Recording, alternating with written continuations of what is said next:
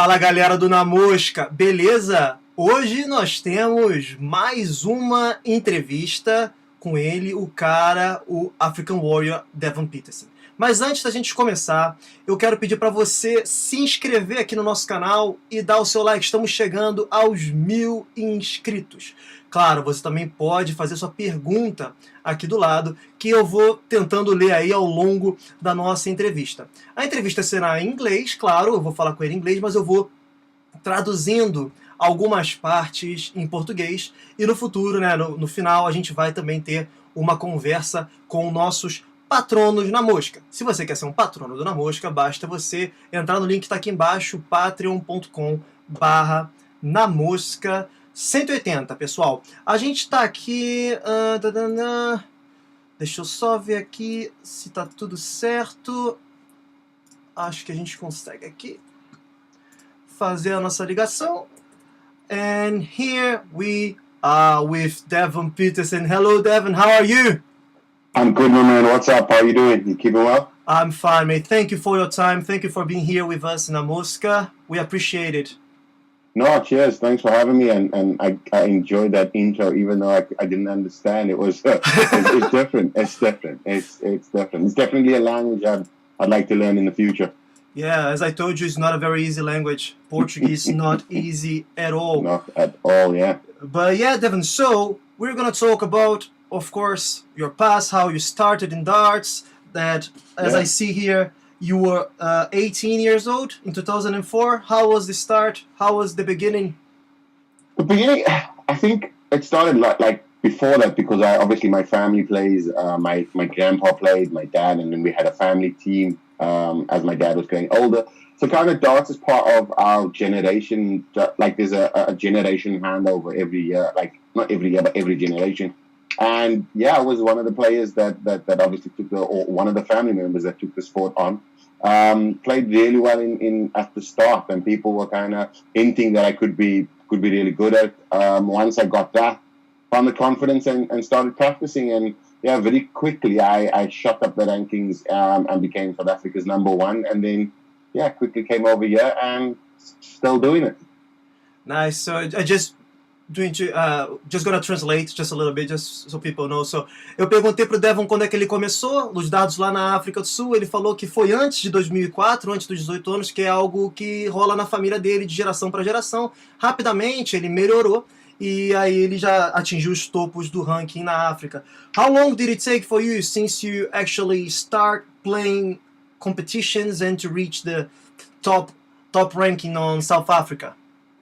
I think it took me about 5 years. I started roughly in, I think it was 2005, 2006 kind of area, and then I just kind of progressed very quickly. But it's also due to hard work and obviously me practicing every day. My dad also said that the only way that I'm going to participate or play is if I'm going to be really good and actually dedicate my time. And I think that at the beginning it was fundamentally important, because it would carry on through my entire career. I'm one of the players that work really hard at the game, and yeah, it's something that's not new to me. It's something that is ingrained to me, and I only know hard work. So yeah, it took me 5 years, and I picked up loads of accolades. Some records still stand, and so on and so forth. But I mean, South Africa now is progressed, and loads of players are coming through, especially young players. So yeah, I'm paving the way for them for the future. Nice. So, o Devon falou que praticava muito, só conhece trabalho duro, treinou muito, e aí ele passou a atingir os rankings rápido, e ele é um daqueles jogadores que treinam muito dardo, né? Ele treina muito. So, you said that South Africa now has a lot of young players, a lot of new players coming in, but how was it before Devon Petersen, before the first professional darts player from Africa? How was South African darts before it? It was massive. I mean, it was played. We had about 5,000 members. You played in the nationals. You had elite players in South Africa, or the level that we played at, they were seen as elite. The area I came from, which is Western Cape, Cape Town, was geographically one of the strongest areas going to national events. So you kind of rubbing shoulders with the best in South Africa, and I think that also helped me obviously progress. Charles Losper, He was one of the top players. He played in the World Champs. You had Les Francis. He played Sean Hogan. He's from Gauteng. Nolan Arendse. I mean, there's loads of names that I can throw at you. I mean, I remember Warwick Schiffer when he played as a junior, as a youth, when I was playing on the national scene. And yeah, I think loads of those just because I was part of that kind of area as well. And coming up, I was up against the best of the best in South Africa, and that also helped me progress. Yeah, but so reaching the top rankings in South Africa was not an easy task, was it? 5,000 players, high-level players, was something not easy to be done. Yeah, I think if you look at it in that spectrum, it is quite hard. I mean, my route to it, I mean, coming from Mitchell's Plain, which is an underprivileged area as well. So I think it's just all down to hard work, I guess, in the end, and always competing and pushing yourself.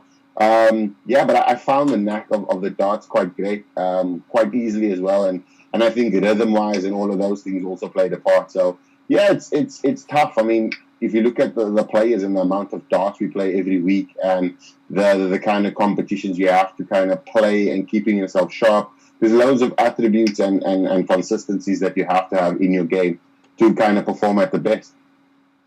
Yeah, so you think you are more a hard worker player than a talented, or you think you're a mixture of both? Why Devon Petersen was the South African player that got through the pros and now it's top 30 in the world?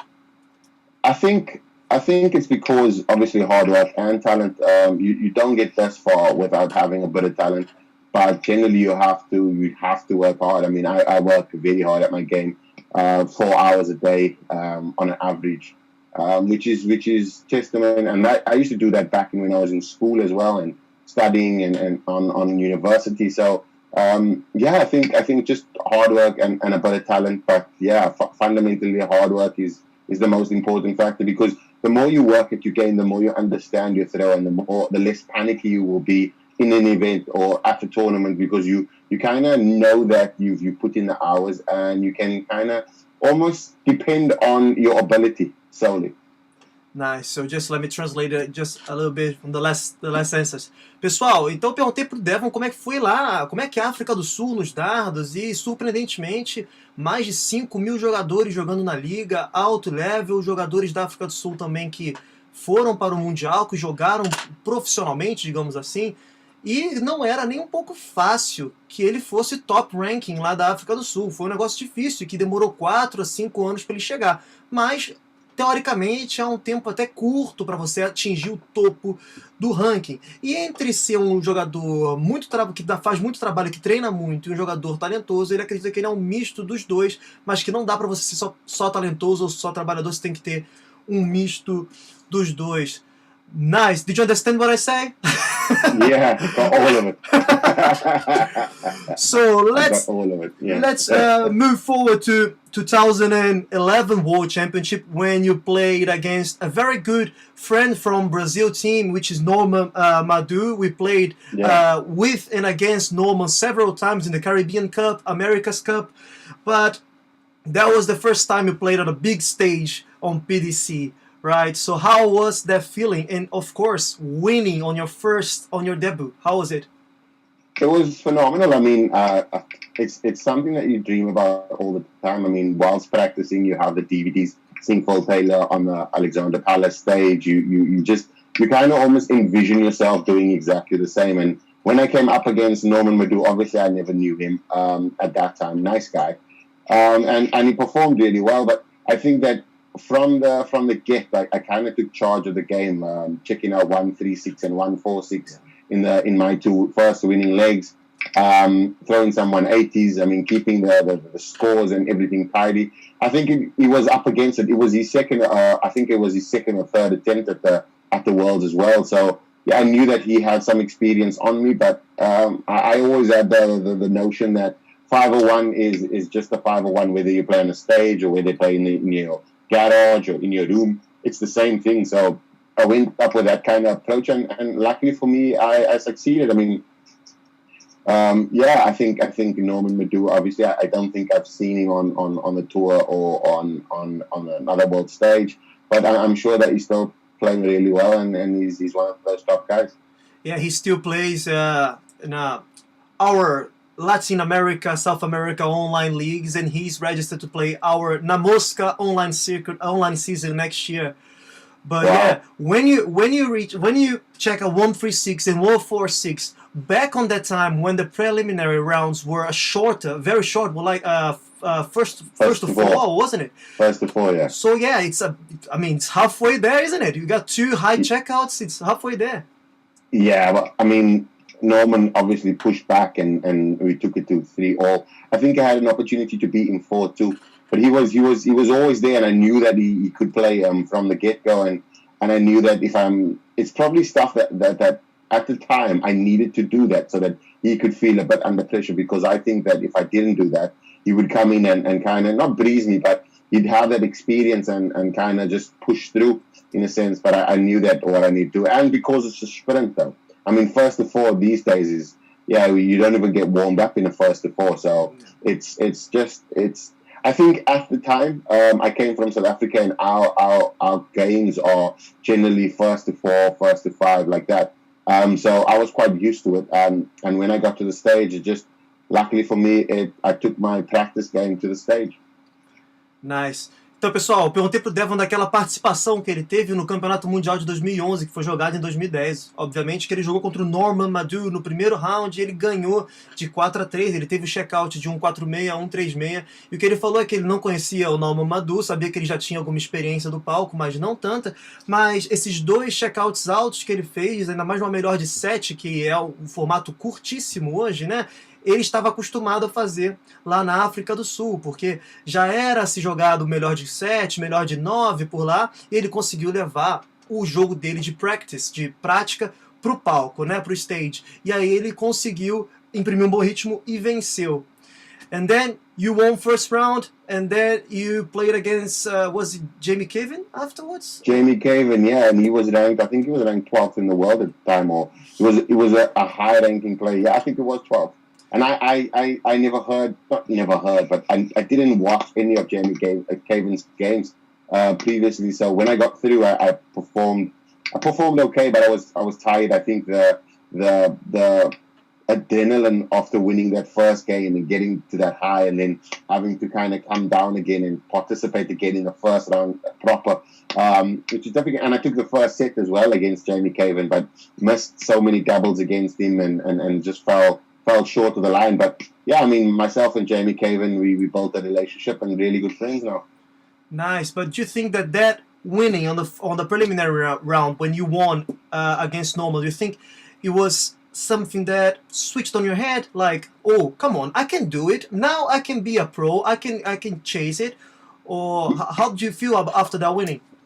Yeah, I think the confidence, obviously winning breeds confidence, and that was one of the things, winning on the biggest stage of them all. I think that was, if you have that kind of introduction into the sport itself and winning, I mean, you can only take the positive from there, and like I am quite a positive person. So yeah, from there, as soon as I clicked on, I obviously, as we know, the next, I think it was a few weeks later, I attended the first Q school the PDC ever hosted, and I got my 12 card on the second day. So yeah, I think it's testament to my career now, and looking back in the history of my career, that was definitely a good step forward. I mean, even though I just qualified, I got through the preliminary round, but it kind of laid the foundation mentally for me, just to know that you can actually perform on the big stage.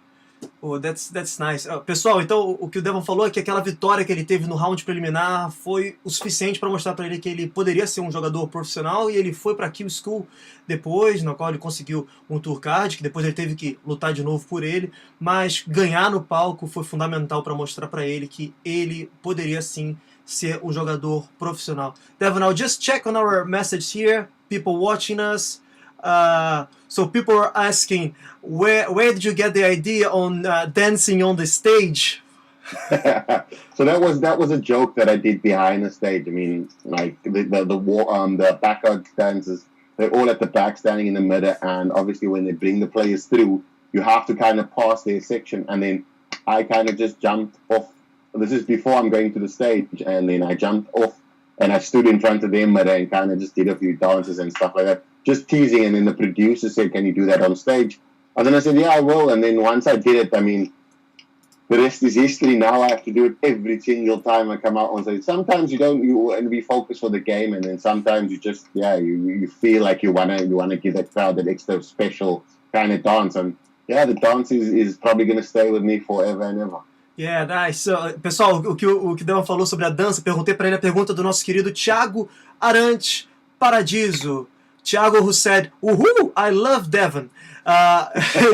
Perguntei para ele a dança dele, por que ele dança. Ele falou que foi num torneio em que ele fez de brincadeira ali, na hora que ele teve que andar até o palco, fez uma brincadeira com os outros jogadores e acabou que foi algo que tornou uma marca na vida dele e agora ele faz isso sempre. So, Devon, I would like to talk a little bit about 2015 Q School, where you got your tour card as well. And then one thing that got my attention is that even though you got your tour card, you didn't move to the UK. You kept living in South Africa, wasn't it?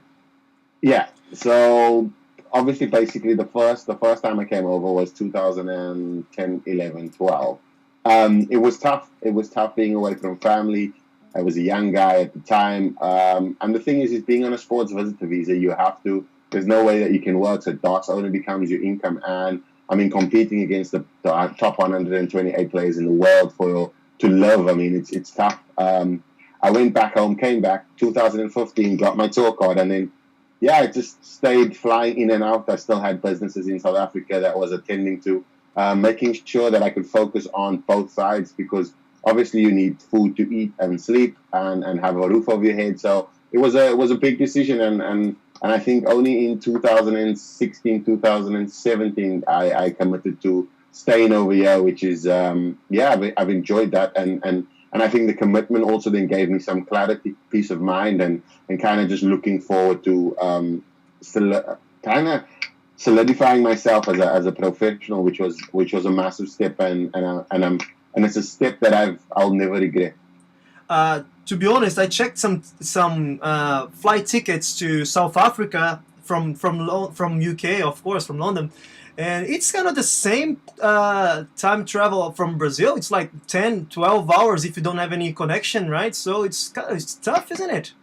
Yeah, sometimes, I mean, if that's only if you get the straight flights. I mean, sometimes, obviously, because I was traveling so much, I used to take a cheaper flight, which was you'll go via Amsterdam or you go via Dubai. So that flight becomes a 19-hour flight. And then you look at you're literally traveling for 24 hours.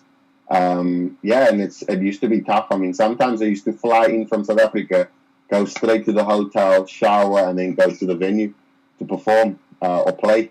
So it's sacrifices that not a lot of people know that happened in my career, and it's things that I know that because I came through that struggle, I can face anything and all challenges that lay ahead of me. Brilliant.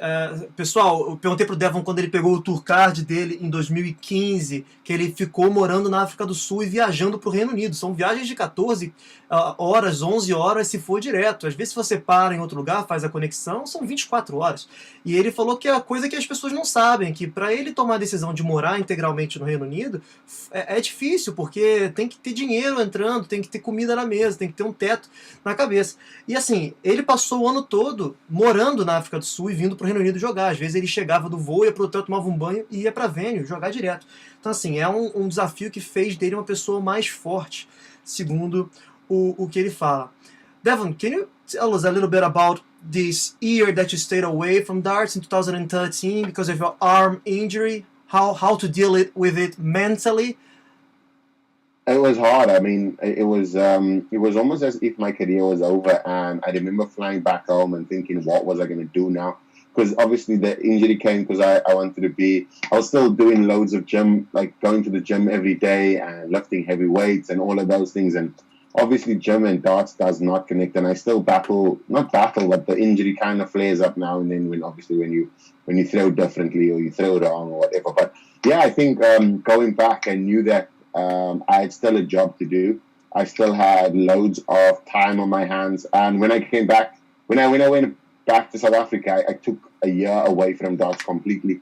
not throwing any darts, doing the rehabilitation, playing some other sports. It gave me time to kind of refocus and re-look at what I want to achieve and kind of what I want for my future. And then once that happened, it was almost God sent in a sense, because after that, I found a true clarity and the focus that I had for the career. And I think that because of 2013, taking a year out, I'm in a position where I am today. Do you have any mental support, any mental coaching or anything like that, or just you and yourself? Nothing at all. I mean, everything that I've done was all based on what I need. Like, I kind of just segmented it in a sense, like, okay, cool, so I'll go back home, kind of do the rehabilitation, and then work my way slowly back, building, because it's not like you lose your talent, it's just you need to overcome an injury.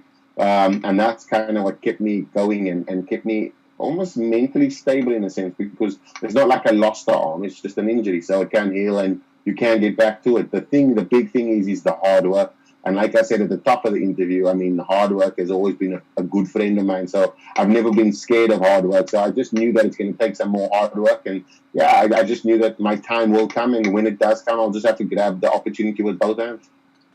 Nice. Pessoal, eu perguntei pra ele do machucado que ele teve na mão, no braço, quando em 2013, que ele ficou fora dos dardos por um ano. Ele falou que foi devido à academia, né? Ele foi pra gym e ele sempre vai pra academia, levanta peso pesado, e ele se machucou e teve que tirar um ano todo fora, mas foi um ano em que ele teve que mentalmente estar preparado, se preparar, porque ele achava que a carreira dele tinha ido embora, mas na verdade era só um ano que ele não perdeu o braço dele, ele só ficou lesionado por um tempo, e isso fez com que ele estivesse mentalmente mais preparado para passar por qualquer desafio. As someone very used to hard work, how to work harder than you think you are working? For example, if you get used to hard work doesn't mean hard work anymore. You need to work harder. So how to push yourself after being used to hard work? Yeah, I think ultimately when I say hard work, it's not the literal sense. It's more figurative, because mentally, I mean, there's areas in the game that you need to kind of sharpen up on or get better on. And when I say hard work, it's all the factors, is how to become better holistically, and not just kind of standing in front of board for 6 hours and throwing. It's literally you working out your different mentalities, you're working out strategies of a game, finding out different strategies, working away from the dartboard with other kind of experienced people like the likes of Phil Taylor, Wayne Mardo, Colin Lloyd. You ask advice from different people, you kind of get experiences, and this all encompasses the hard work ethic. Because it's almost like being switched on all the time and focusing on the game predominantly all the time. Because I think that understanding, like the likes of, I watch a lot of football, I watch a lot of basketball, golf, and you look at the elite athletes, they're always working, putting in extra effort, even though they're at the very top, like the likes of LeBron James, for example, or Kobe Bryant. You look at them and the work ethic they had, even though they were excellent talents, they were excelling in the league, they were doing everything right, they always felt like there was extra stuff that they could do. And unlocking that little extra talent just creates a legacy for yourself, and potentially the rewards come from hard work. Do you watch darts as part of your preparation, as your part of your like studying part, or part of your leisure, or you don't watch darts at all? I focus on like some of the games of recent now. I focus on the analysis of it. So looking at temperament, looking at mistakes that are made in games, where I can rectify them, what I need to sharpen up on. A lot of the times when you're playing games, you don't remember everything. So watching the games back is an important factor.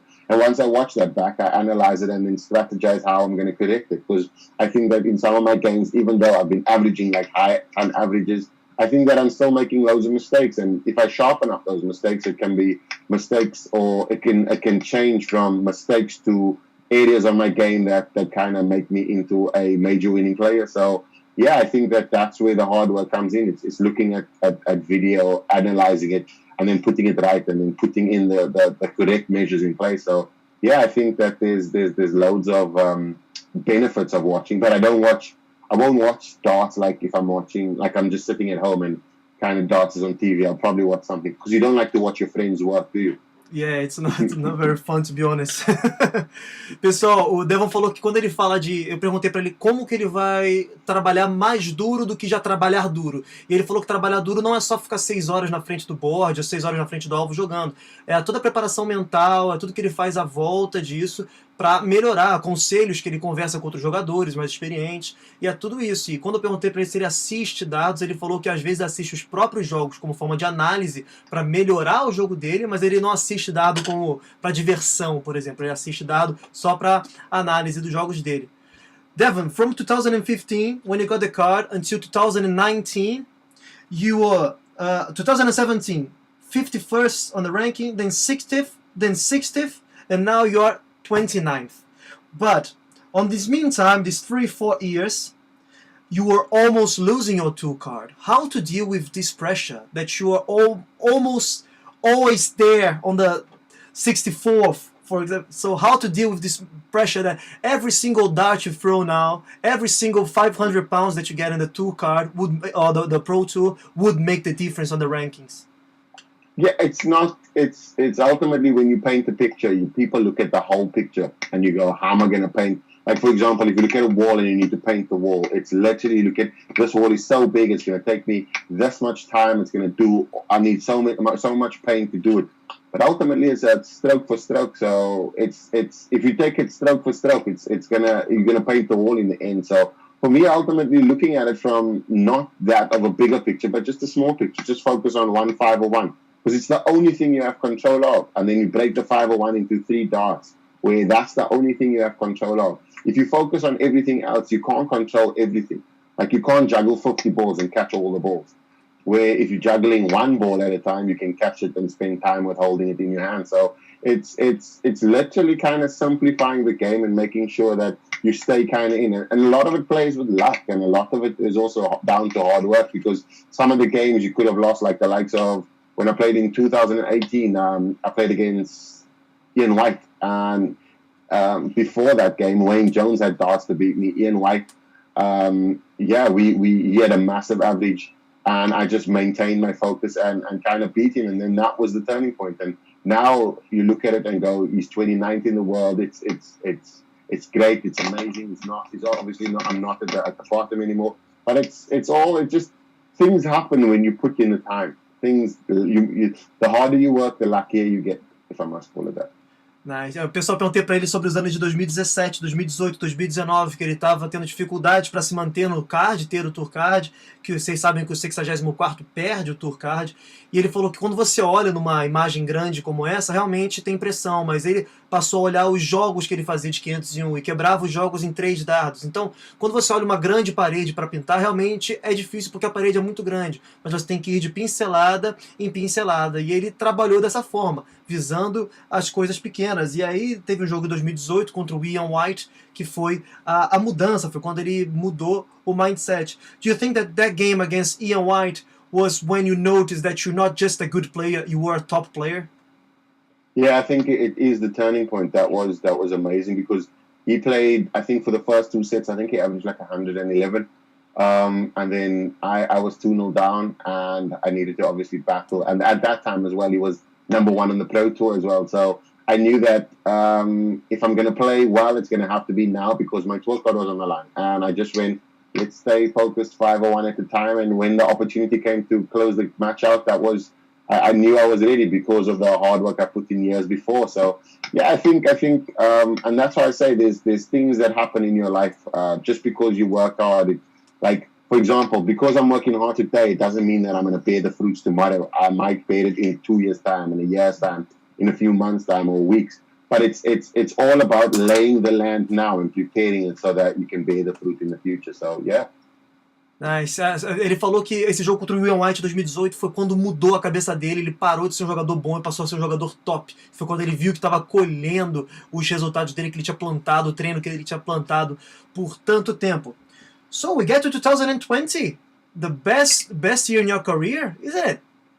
Yeah, I mean, it's testament to the equipment, it's the mentality, it's the mind space. It was COVID. The pandemic played a massive role. I mean, the lockdown was fantastic for me because it gave me an opportunity to kind of settle down and use the the equipment that I had get used to, because I just signed with a new sponsor, Trinidad and Condor. And then once I signed with him, lockdown happened, and it gave me 4 months to kind of work with the equipment and find my confidence. And once we came out of lockdown, I felt so prepared, so focused, so ready to play. And luckily for me, I find myself in the top 30 in the world now. What were you thinking on the last possible leg against Johnny Clayton on the European final? What was your mentality? What were you thinking there?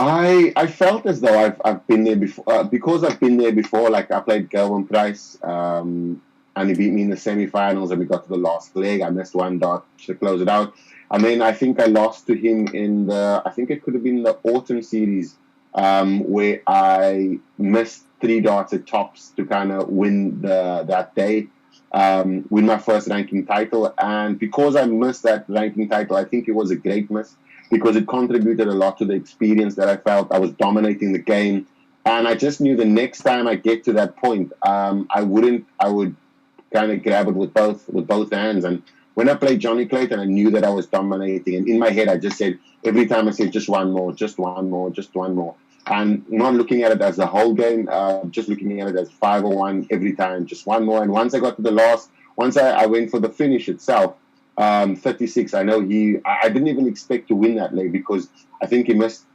three darts out of double 11. And I just set up with a maximum, and then left me on 36. And I knew that stepping up, I just knew that it was my destiny to win, because I'm in the same position I was the last time. But my mind was so clear, the hall was so quiet, everything just seemed to go in slow-mo. And once the dart left my hand, I knew it was in. That was a week a weekend that I'll never forget, because I came back from 5-1 down against Gerwin Price, which is probably playing the best of his career, and he's probably the number 1 player on form in the world. And coming back from a 5-1 down, that gave me the full belief that I was going to win that weekend. Wasn't that week that you lost? Was that match against Gerwin Price that you lost with 413 average?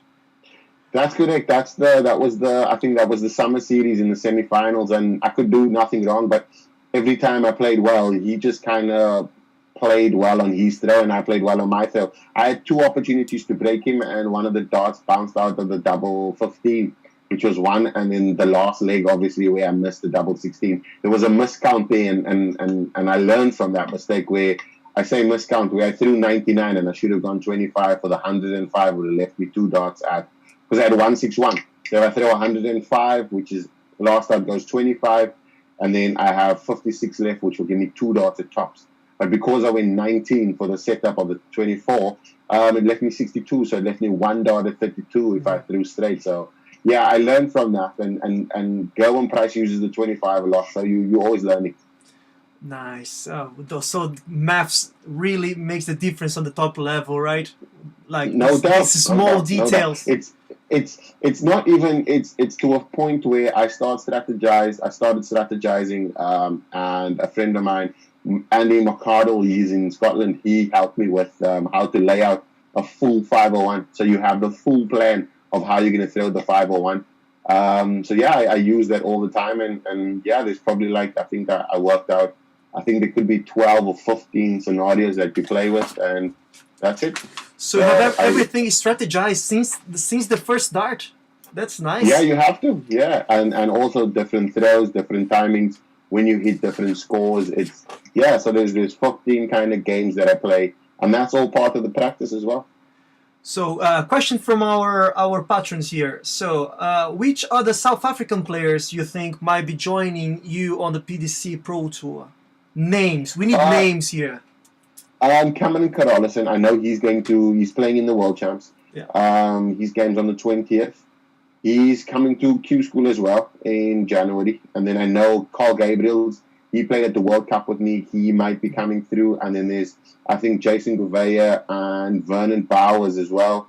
That's phenomenal players. Lance Rustem, he's one of those players that I think he has the potential, but I don't know if he believes in himself as much as I do. But yeah, there's probably 6 or 7 top players in South Africa now, young players that you know that if they came over, they'll get the experience for the first 2 years, and then after that, their careers will blossom into professional darts. So yeah, I think there's loads of players. There's a kid called Ethan Moodley as well. He's in South Africa. He's only 18 years old, but playing it really well. And I think that he's one of the players that I'll kind of coach on the side and kind of help him kind of foster, because I'll be starting an academy, darts academy in South Africa next year. So that he'll probably be joining that, and loads of other kids as well. So we can foster careers for young South Africans coming through. That's so nice, so nice. Me and Diogo, we are talking about creating an academy or something back there in Brazil, but the problem is that we don't have players. We have like maybe 80 or 70 players nationally today, so we are afraid of not having the amount of younglings to start. I hear you. I think with that is a big thing is obviously in Brazil football is number one, which is it's testament to your country's culture. But I think that you can always introduce it, like slowly but surely, just make it available, because kids have this dynamic factor of having a knack for migrating towards a game that they feel comfortable. Not everybody's going to be a Ronaldo or a Mario or Roberto Carlos. You know what I mean? Yeah. Some players just have to go into a different sphere because they may be not quick enough. They may be not that talented in football. And darts could be an avenue for having more Brazilians playing on tour. So yeah, I think they're just introducing it. I mean, you never know until you try. That's absolutely true, Devon. So I will call now to our chat here one of our patrons. It's Bruno who will come first. Just let me see if he's here. So he's gonna ask you some questions as well, of course. Cool. Let's see if Bruno can join us. He should be here. Just let me do something here. Bruno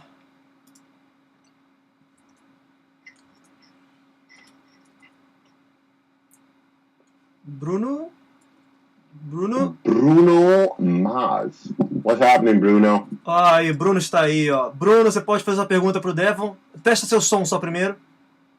Olá. Hello, Devon. How's it, Bruno? You good? Good, yourself?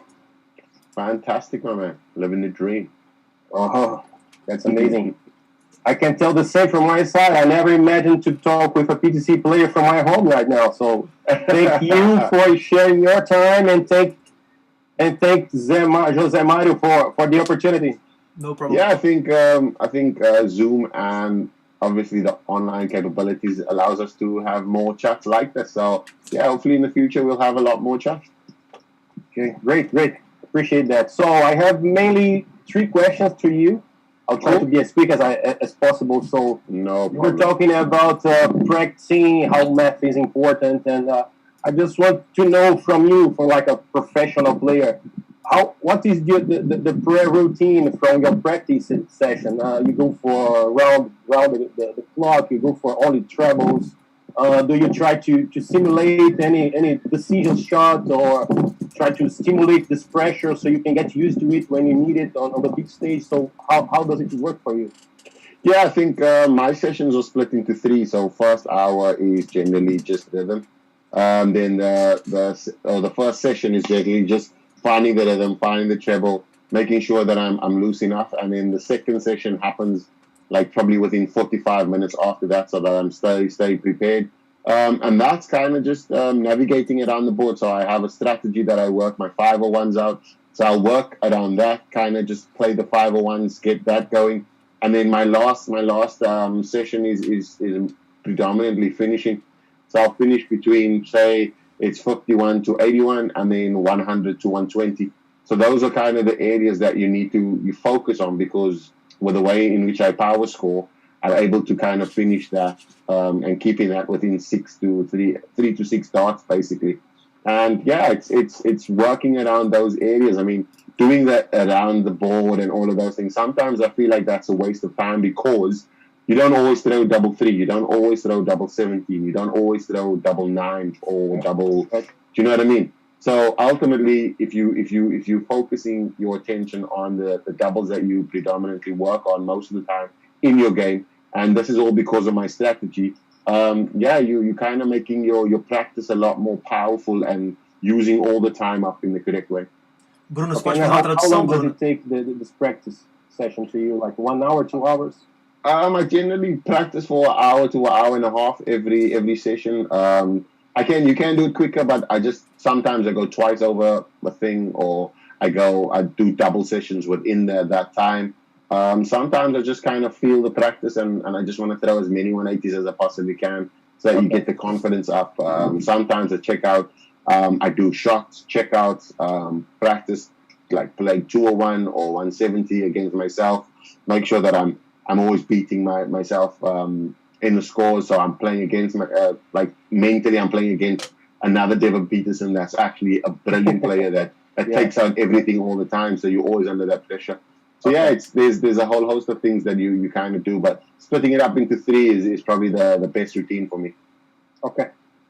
Zé, quer transmitir em português, Zé? Se você puder traduzir aí as suas perguntas e o que ele falou pra galera, só pra galera saber, rapidamente, não precisa ser ao fundo não, porque de uma forma geral, eu perguntei o que geralmente ele faz na rotina de treino dele, se ele foca muito em triplos, se foca muito em duplos, se ele tenta estimular algum tipo de pressão no treinamento, para que ele se sinta confortável com isso no cotidiano dele e para que no momento que ele precise, ele tenha a necessidade dessa decisão no palco, ele já esteja acostumado com esse tipo de pressão, né? E o quanto mais ou menos leva o treino dele. Ele falou que dependendo aí de 1 a 3 horas, dependendo do dia e dependendo de como ele está se sentindo, e ele sempre tenta dividir o treino em 3 partes. Ele tenta focar nos números maiores, né, nos 20, 19, 18, que é o que geralmente a gente usa com mais frequência, não perde muito tempo em duplos que a gente geralmente não joga, duplos 3, duplos 7, o que não é o usual, e sempre tenta fechar o treino dele com os big scores, que é o que ele chama, né, que é os 180, o 77, enfim.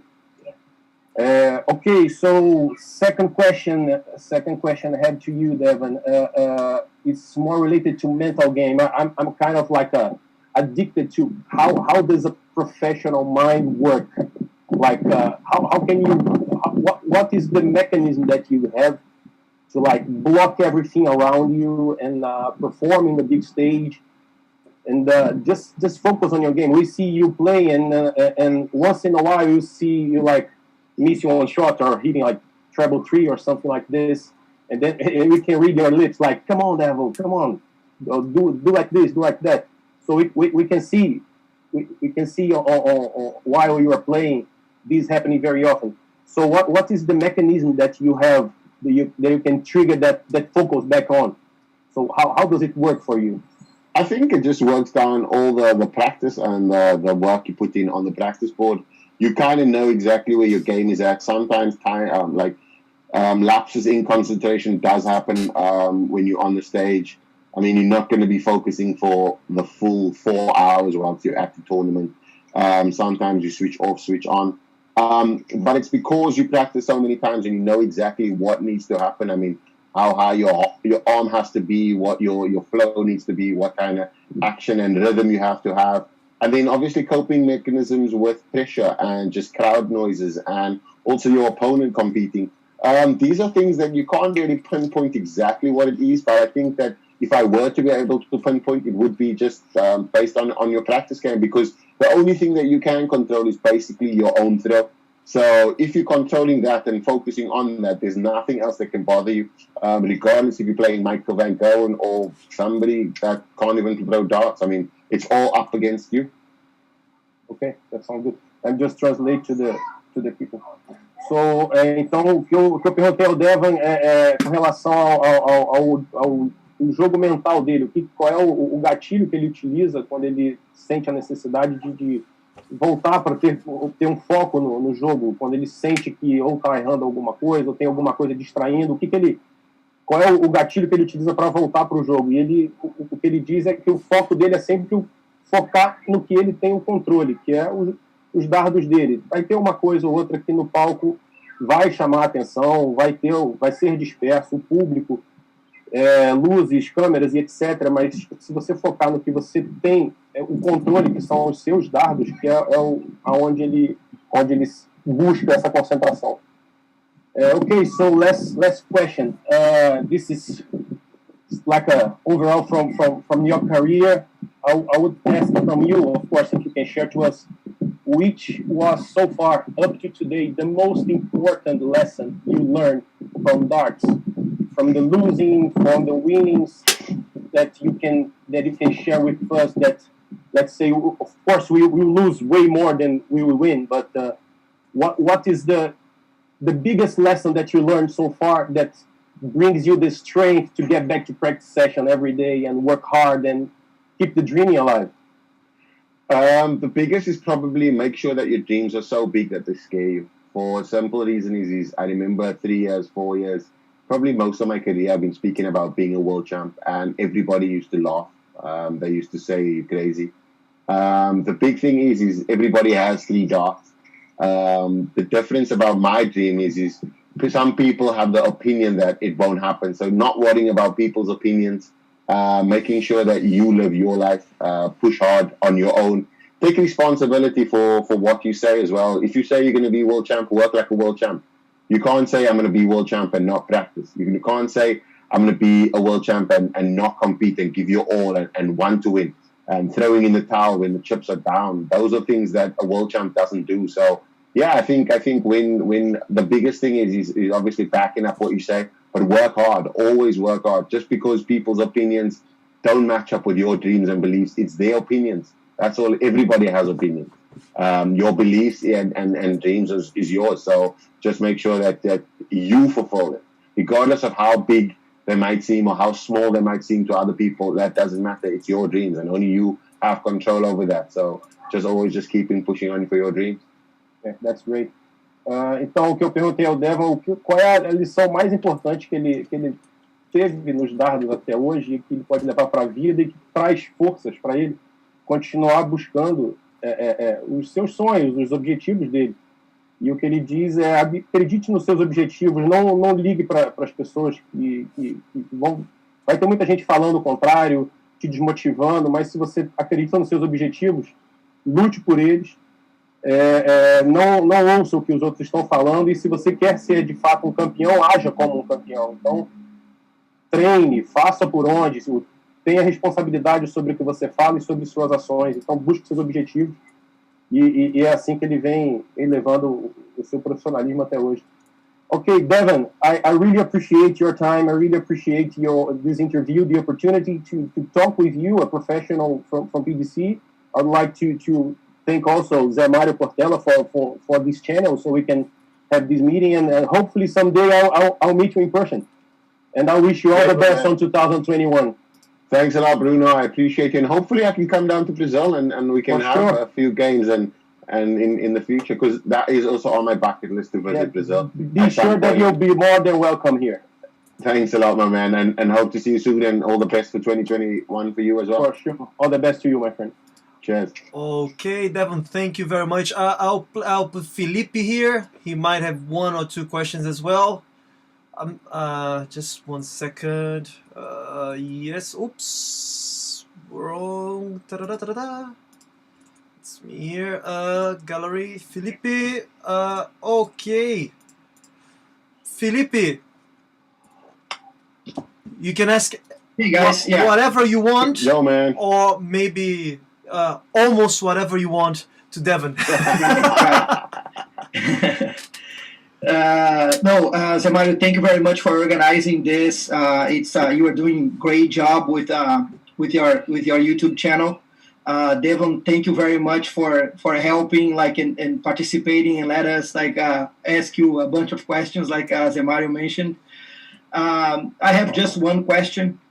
Cool. I've been following your career. I'm a big fan, and after you won this very important year for you, 2020. I participated in a couple, but I heard a couple of interviews with you, and one thing that made me admire the way that you are approaching darts and the way that you were evolving as a top player, it was your learner mindset. Like you mentioned a couple of interviews that you were learning more, and you are open to learn. and I think that's also like key for to be where you are, or you're gonna go.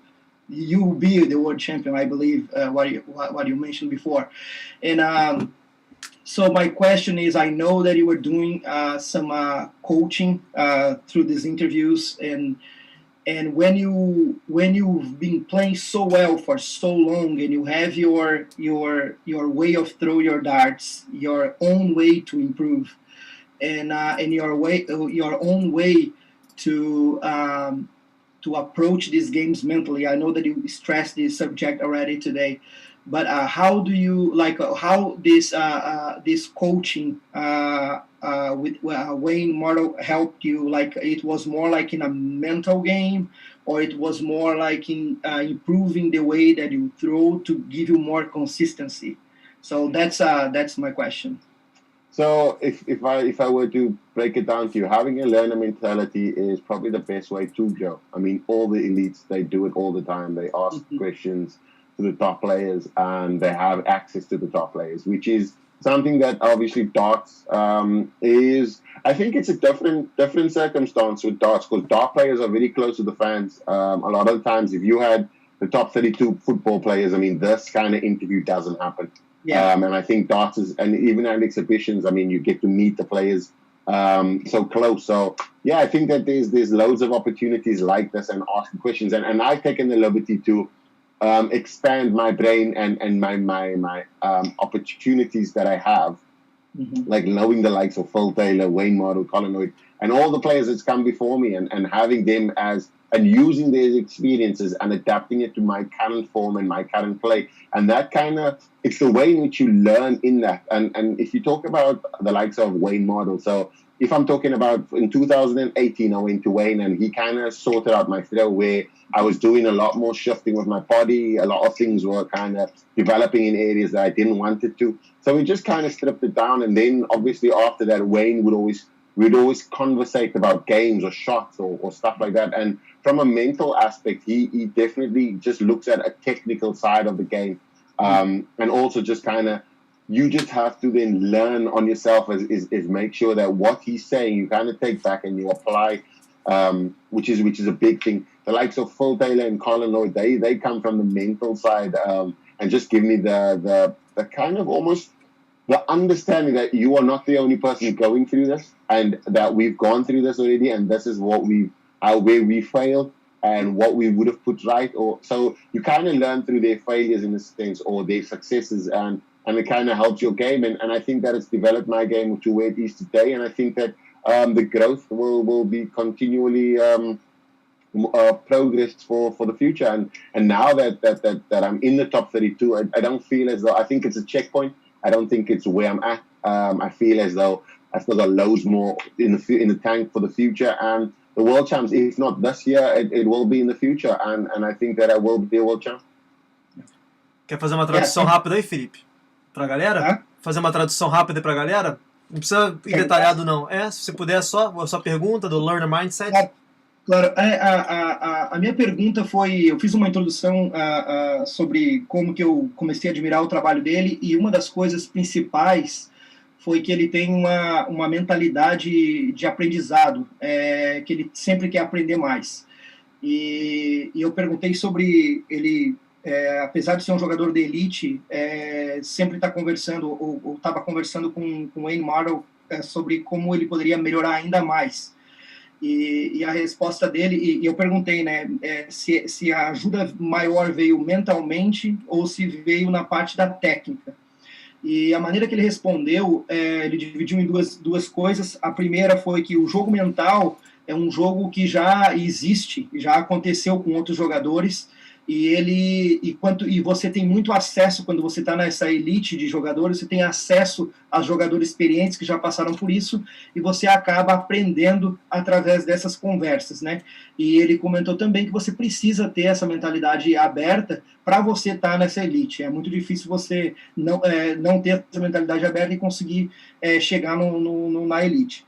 E a parte técnica, ele falou que também ajudou, né? A parte, o Wayne Madeira ajudou ele muito nessa parte técnica, onde ele dividiu o arremesso dele em vários pontos. E tinha uma época, acho que 2008, ele falou, né? Eu não lembro se foi 2008, 2018, 2018, que ele estava movendo muito o corpo, e aí o Wayne ajudou ele a organizar, vamos dizer assim, a tentar ter um arremesso mais simples, né? É isso que sem muita movimentação e mais técnico.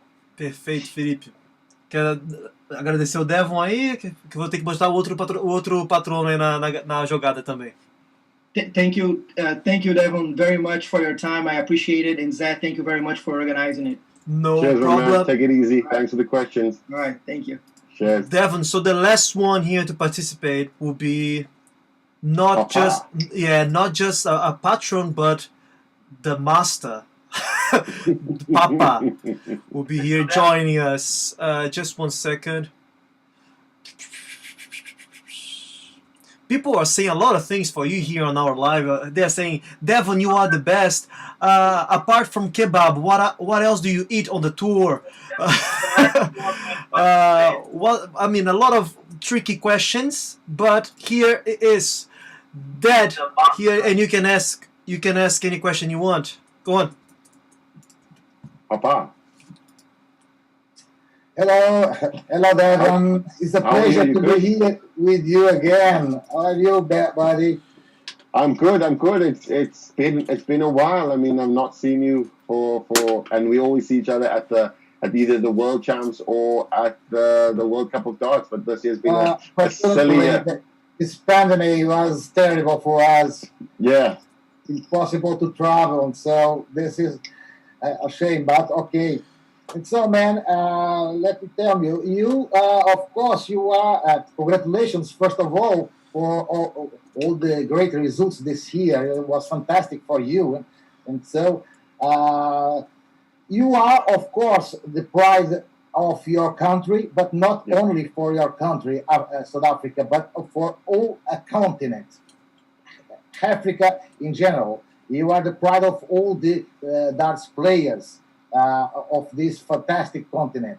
I would like to ask you how this fact helps you or motivate you to improve your performance in general. Is a big question. How do you deal with this responsibility to be the only representative on PDC darts of an entire continent? How do you deal? Is positive, is negative, or is you can be motivated for this fact?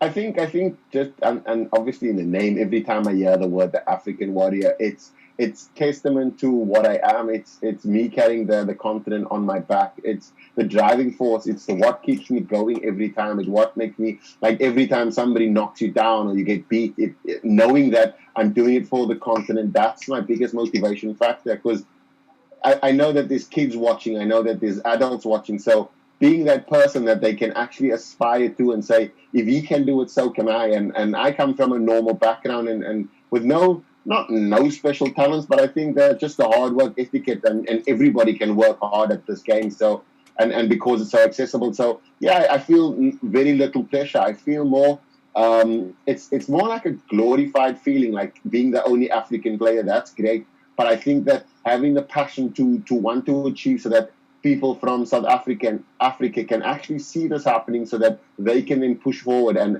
obviously want to achieve and follow my path in a sense, and create even a better path for themselves. Because I think that in the future we'll have a player better than me coming through, and they will achieve more. And I would obviously salute them in that, because it would have taken so many years for me to push through to this, to make them understand that they can achieve it, and now they achieve their goal. So yeah, for me it's a big responsibility, but it's one that I welcome so much every day. Quer fazer a tradução aí, pai, do que você perguntou e do que ele falou? Sim, eu perguntei para ele uma vez que ele é o orgulho não só de um único continente, dos jogadores de um único país, a África do Sul, mas também de todo um continente, a África, né? O único representante na PDC africano, se esse fato ajuda ele e motiva ele para melhorar o desempenho, né? Para ele treinar mais, enfim.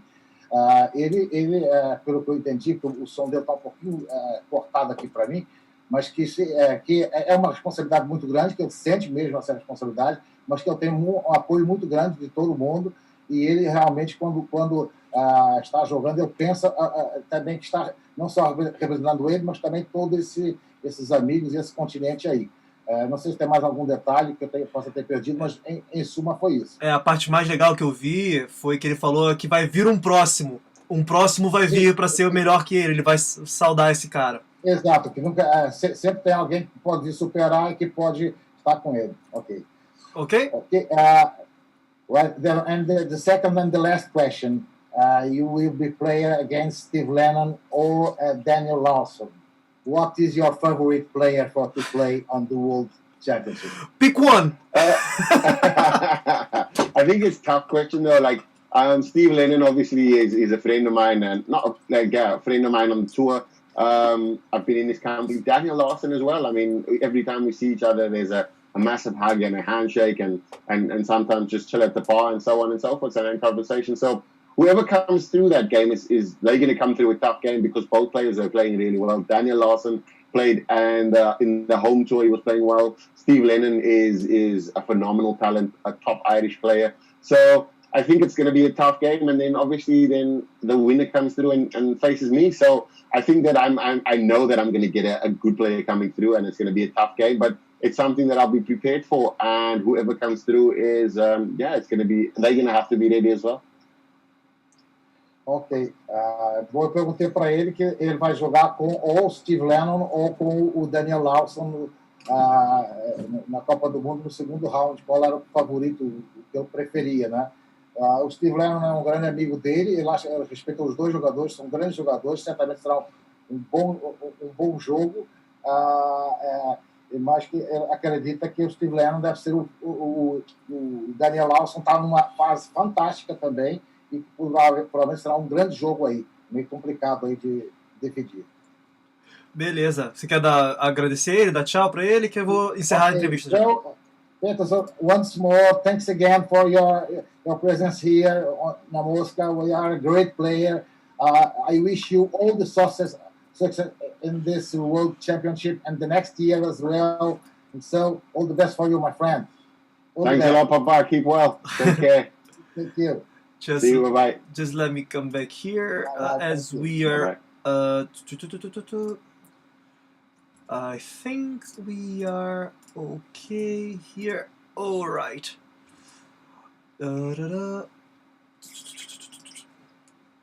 Okay, so Devon, we're getting to our end on our interview. I would like to thank you very much. But about this World Championship question that my dad just asked you, I think two things here. First of all, there's no easy game. You can't choose on the World Championship. I mean, this level, there's no such thing. So it goes all back to what you said before, breaking it down to a 501, breaking it down to one leg, breaking it down to 3 darts, isn't it? That's true. I mean, the world champs, you can't win the world champs in the first round. You have to go through every single round. Same like you can't paint a wall with one stroke. You have to go through every stroke. So it's simpler that way. And the preparation is making sure that your 3 darts are thrown correctly. And then after that, looking at the 501, which is something you want to do in the least amount of darts. I mean, if you told the kid that was starting the game, they'll go, oh, it's easy. If you told a grown-up, we add a lot to every stress elements and all of those things. So you lose focus on the entire game. And it's just supposed to be played with 1 5-1 at a time. People were impressed with your surround back there, on your dartboard surround, your African Warrior. They can buy it somewhere. Do you have a complete darts product line, don't you? Yeah, I got the whole Devon Petersen merchandise. We've just moved this off from the merchandise because we're revamping the stock that we have. We're changing some things over. So 2021, this will be available again because we obviously have to import it. And obviously, if people are, depending on if they're in Brazil or wherever the case may be, there's a whole host of logistics that needs to be sorted out. So I know that we've got loads of requests for this, but international requests. So yeah, we're trying to sort it out for next year. And there's loads of new things coming onto the merch store. And yeah, check it out on devonpetersen.co.uk. Nice. Pessoal, então vai ter produto do Devon Petersen aí ano que vem, 2021. Esse surround que você vê lá atrás, você pode comprar. E vai, claro, tem o problema da logística de entregar no Brasil, mas você vai poder comprar na loja dele, devonpetersen.co.uk, right? Yeah. Perfeito. Devon, thank you very much once again for your time, for this last hour that you spent with us. And I wish you, of course, all the best, not only on the World Championship, that you are defending your fourth round in 2019, but of course the complete season and the rest of your career, next few years that might come, the next few 30 years that might come. Thanks a lot, my man, and I appreciate you kind of reaching out and us having this conversation and connecting me with the guys in Brazil and internationally as well. I appreciate that, and everybody that's asked questions and has participated in the interview. I appreciate it, and hopefully in the future I get to see you in Brazil or wherever you are, because yeah, most of the countries I want to visit every single continent, and yeah, let's make this happen in 2021, 2022. Nice, but if you win the World Championship, would you give us an interview again, or will be like, I'm a world champ, I can't speak to this? Nah. The thing is, I think a lot of the people obviously take themselves too seriously when you achieve stuff like this. I think the only reason why a lot of people kind of stay away, because I can tell you this, is that you get loads of requests for interviews and things like that. And if you're preparing for a match, it's tough. It's tough to kind of slot everything in, because if I'm practicing 4.5, 5 hours a day, and with the splits, there's not a lot of time for interviews. But obviously, because obviously we've become family over the last few years, I'm sure that I'll be able to make some time for you to have a World Championship interview. Nice. Thank you very much, Devon. I see you later, buddy. Thank you very much. Take care. Cheers, my man. Take it easy. See you. Bye-bye. Pessoal, então essa foi a entrevista com Devon Petersen. Muito obrigado por ter assistido. Ela vai estar aqui disponível no nosso YouTube, também no nosso Spotify, lá na nossa playlist Mundo dos Dardos, beleza? Muito obrigado, um forte abraço, pessoal.